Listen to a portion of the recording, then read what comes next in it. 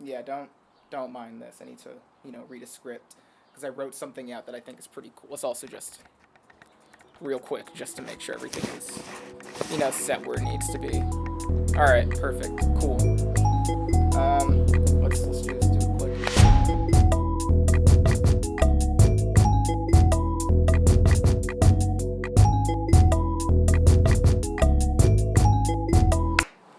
All right.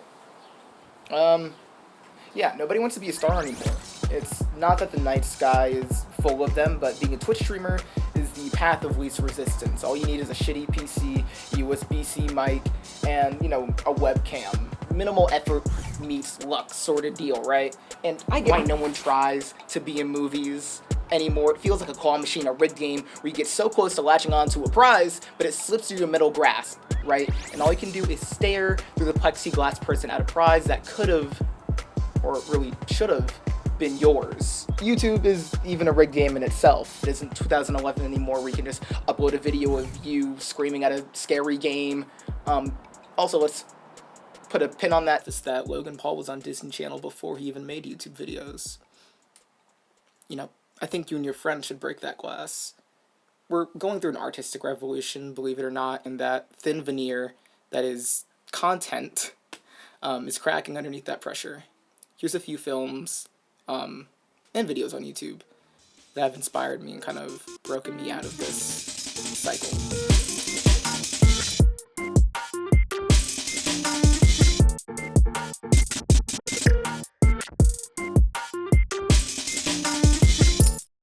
To Be Known by HB Nana is on the surface a college film project that ends up being ultra-personal, sensitive, and nostalgic. Told through found footage, various clips of TV shows, movies, and games, it weaves together a narrative not about what it means to be known, but the longing for that sensation in a world where nobody seems to understand you. This tiny, nerdy white woman made something that, at my core, I relate to. This sensation of being lost and detached while a young adult, seemingly alone and gripped by media, yearning to make what you're inspired by. The editing and cinematography are amateur, but that doesn't detract from the experience at all. Sure, yeah, some shots are totally out of focus, but whatever. The music choice is perfectly somber and adds the feeling of longing, of yearning, like something out of a coming-of-age movie. It's music, man. It's music. All these aspects add to the innate charm this film has. This is something that I want to make. This is something I would make. Despite my deep hatred for nostalgia and reminiscing on the past, this truly makes me want to do that. Reminisce. And before I even end this segment, real quick, something that I do want to note is that she includes a lot of YouTube clips from Let's Players and stuff like that, and I find that interesting. Watching YouTube become people's childhood nostalgia is something that's crazy to kind of think about. You're reminiscing something that's on the internet that may potentially be up forever. But yeah, no, I think it's really cool that she includes all that stuff. And you should probably watch it yourself. You should just watch it yourself. You can watch all these yourself. They're for free and they're on YouTube. And yeah.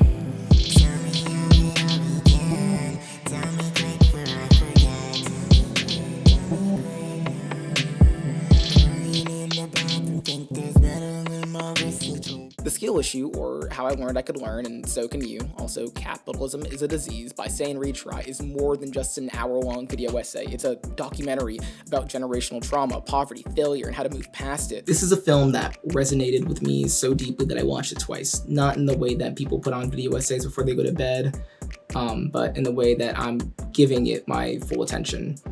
Sort of way. I've always struggled with the balance between natural talent and learned skills. I've always been a great visual artist, but then I realized that there was a wall preventing me from getting any better. So if I wasn't instantly good at something, I would just give up. I envy my peers who happen to achieve more than me. Hint, hint, sometimes it's not having more skill, sometimes it's just having money. And yet this film made me realize something, that I as a human being, have the innate capacity to learn despite it all. What stands out to me about this film is the use of Fallout 4 and Skyrim to tell the entire story. It's clever and something I wish more essayists utilize instead of recycling the same clips over and over and over again, creating something that's actually visually interesting. It makes me lock in. Saying Retry's film made me think about something too. Most would categorize it as a video essay, and I think he categorizes it as a video essay as well. There's a stark difference between art and content. Content is a broad and nebulous category, meaning anything on the internet, anything that just has something is considered content. Generally, in the realm of video, content's role is to keep you on an app or to get you to buy something, while art is designed to make you feel something. Its explicit purpose is for expression, to be seen, to be heard. And content isn't all about that. It's either gonna make you really sad or it's gonna be rage bait and you're gonna be sitting there angry the entire time when you could have just gone off your phone.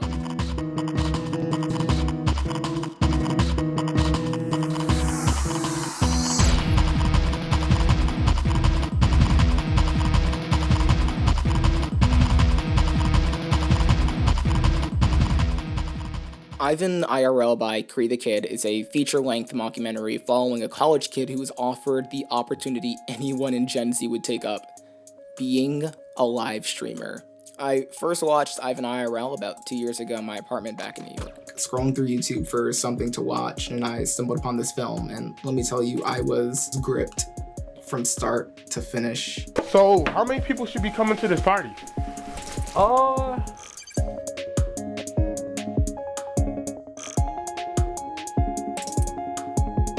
Discussing the stress and terror that social media and online fame can carry through the lens of a character who's adjusting to this newfound reality, how relationships can crumble under the stress that is being online publicly in person. Shot entirely on a GoPro, watching the character that Ivan is on screen is such a treat. This embarrassing 20-year-old kid who's into dubstep dank memes and a content creator named Mini Chud. Yeah, seems, his interactions between actors and actual people is always bordering on cringe. It's the same sort of feeling I get when watching Nathan Fielder. Compared to a lot of other feature films on YouTube that are self-produced, this has a lot of other films beat, just in terms of storytelling and acting.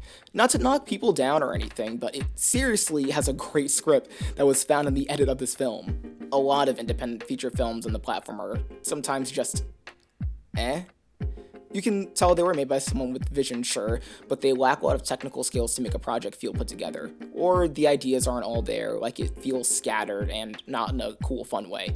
Anyways, I think Ivan RL is something you should totally put on for a movie night or something like that. I don't know, man. Just watch it. Just watch it. These are all free, by the way. These are all on YouTube and they're free, so just go watch them.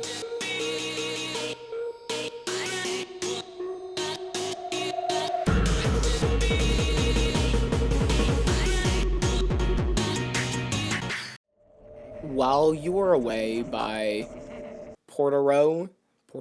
I think that's how is a hazy, introspective, and even mysterious experimental film. It's a dizzying mixed media ride that has you locked into a battle with the self, as if your memories aren't really your own and the multitudes that make up you as a person aren't really what make you. On a cursory watch, you might see this as some elaborate ARG, which I wouldn't even blame you at first if you did. It definitely takes a whole lot of inspiration from the analog horror genre and movies like Skinamarink. Yet it toes the line between comfy and eerie so well.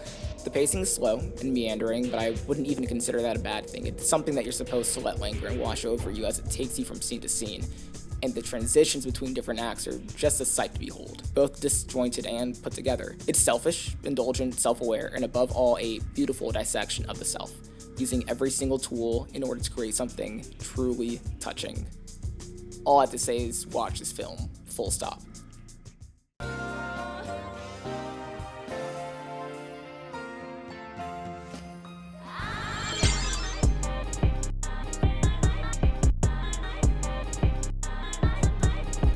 Now I have 2 cameras. I think at the end of each of these segments, I told you to watch these films, and I'm doubling down on that. A lot of these creators put a lot of time and effort into making these films, and I only want to see more stuff like this on the platform succeed. With the tariffs on foreign films in the US, which doesn't just mean films not produced in the US, this means away shoots and anything that has, a set in a different country, we're going to be going through a severe drought of movies and TV shows. Not to mention the crumbling of the US film industry.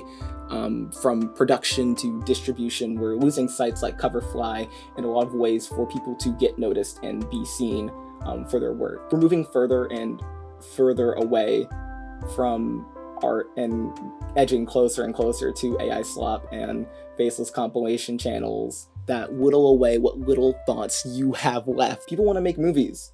People want to be directors. People want to be writers, actors, producers, and animators. There are people who still want to make movies. There are people who still want to be stars. It's just that right now the avenues of achieving those goals feel so distant, just like stars. And something I do want to point out real quick, hopping off script here for a second, but I am going to point out the fact that I said earlier, there's nothing wrong with being a Twitch streamer or making YouTube videos about video games, or making anything about video games. I've studied the moving image my entire life. The concept of picture and sound combined. I've made movies. I went to a prestigious university to study movies. I actively work on film sets. And I still want to make movies. This video is about the people who are making these films, who want to be stars, and who, to me, are stars.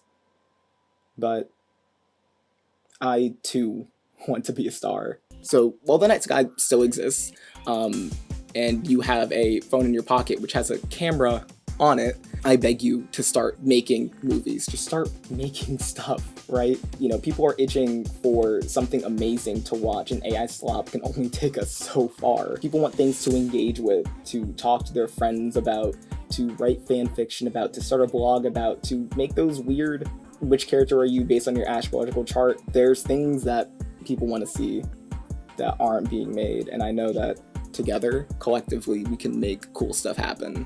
I know it's a lot, and this camera is like getting heavy in my hands because I've been holding it for a while, but point is, I think people should just make movies and make TV shows. As people have said, many people before me, smarter than me. I'm taking a drink my coffee real quick. The revolution will not be televised, but so far, the revolution is online, which sucks. But yeah, start making stuff, man. I don't even care. Just start making stuff. Yeah. Bye. Bye-bye. Bye-bye. Bye.